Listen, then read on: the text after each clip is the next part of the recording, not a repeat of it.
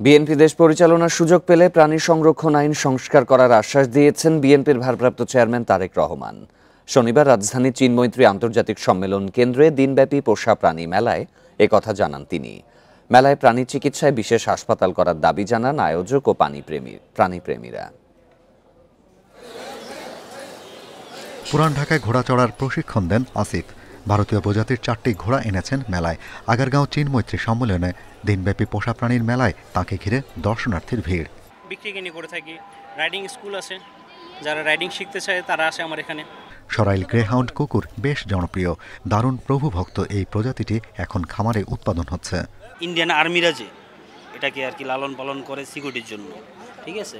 বিশিষ্ট হচ্ছে এটা খুব বিশ্বাসী প্রাণী একটা, ঠিক আছে, খুব কেয়ারফুল সিকিউরিটি দেয়। মেলার অন্যতম চমক জার্মান শেফার্ড। গৃহপালিত এ কুকুর এখন অনেকেই শখের বশে পুষছেন। বিদেশি প্রজাতির ম্যাকাও কাকাতুয়ার জমায়েত ঘটেছে মেলায়।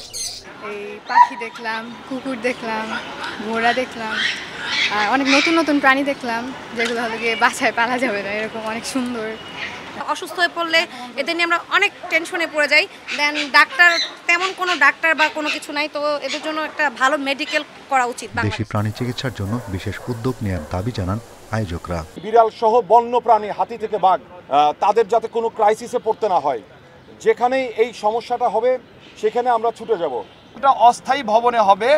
সে হসপিটালে আপনার যত রাতে যখনই হোক আপনারা কল দিলে কোনো পশু পাখি কোথাও আহত হয়ে পড়ে আছে, সংবাদ দিলে আমরা এই অ্যাম্বুলেন্সে করে তাদের নিয়ে এসে সুচিকিৎসা দেব। মেলায় আমরা বিএনপির পরিবারের পক্ষ থেকে অনুষ্ঠিত হয় আলোচনা সভা। লন্ডন থেকে যোগ দেন বিএনপির ভারপ্রাপ্ত চেয়ারম্যান তারেক রহমান। তিনি জানান, রাষ্ট্র পরিচালনার দায়িত্ব পেলে প্রাণী রক্ষার আইনগুলো যুগোপযোগী করা হবে। ইনশাআল্লাহ জনগণের রায় বিএনপি রাষ্ট্র পরিচালনার সুযোগ পেলে পশু পাখি, বন্য প্রাণী তথা বাস্তুতন্ত্রের নিরাপত্তার জন্য এই আইনগুলোকে আমরা ইনশাআল্লাহ সময় উপযোগী করব। আলোচনা সভা শেষে প্রাণী রক্ষা অবদানের জন্য জেলা পর্যায়ে স্বেচ্ছাসেবকদের পুরস্কৃত করা হয়। Shahriar Anirban, independent news, Dhaka.